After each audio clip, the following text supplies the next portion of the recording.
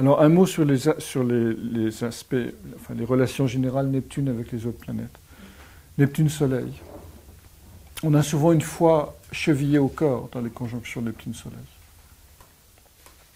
Parce qu'évidemment, l'inconscient, c'est un rapport avec, est en contact direct avec le plus grand tout. Mais en même temps, on peut être dans le mimétisme et dans le déguisement, essayer tous les masques parce qu'on a du mal à savoir qui on est.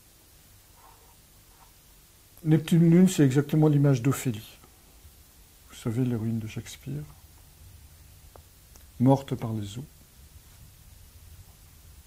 Donc peur de la noyade, impression d'être submergé par l'imaginaire. On est doué pour raconter des histoires aux enfants et écrire des contes. Par contre, on risque de nourrir des projets chimériques, évidemment. Et c'est une structure où on peut aussi partir dans des paradis artificiels, etc. Mercure-Neptune, c'est un mélange de confusion mentale et de capacité à dire l'indicible. Donc, bien sûr, le don de prophétie va s'exprimer par Mercure.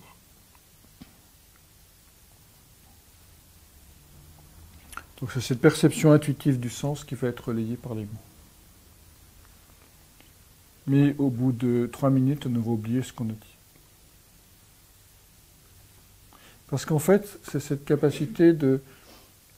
Neptune sent les grands courants, il va les mettre en mots par Mercure, et quand le courant est passé, ben, les mots disparaissent. Neptune, Mars, c'est soit un guerrier courageux et agissant qui a confiance, qui a foi dans la réalisation de son destin, et qui a conscience que son destin est infiniment plus grand que lui-même, comme Napoléon.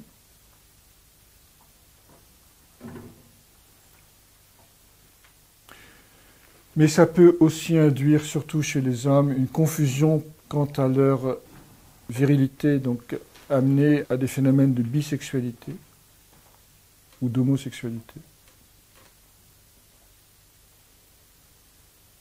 Et également, à un autre niveau, inverse ici, créer des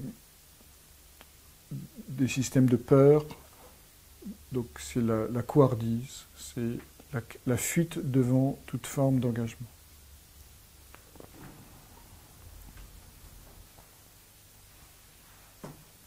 Vénus-Neptune, c'est l'idéalisation de la relation amoureuse, c'est le type Don Juan que j'évoquais tout à l'heure, qu'avait Landru.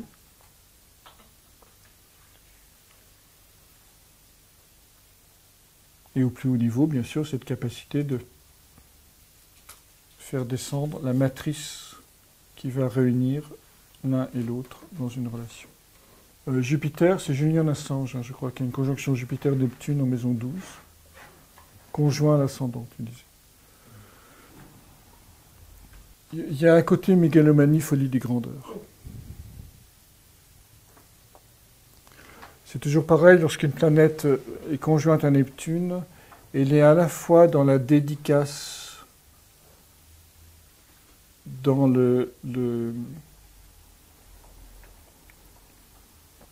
dévouement à une cause, mais en même temps, donc ça c'est Jupiter qui se dévoue sur Jupiter, sur Neptune par exemple, on se dévoue pour changer le mode d'organisation sociale et le mode de vie ensemble.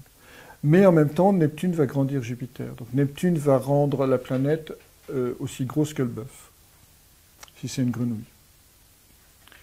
Donc d'où le côté folie des grandeurs, mégalomanie. Saturne-Neptune en conjonction, c'est le plus difficile, parce que vous avez évidemment des oppositions de nature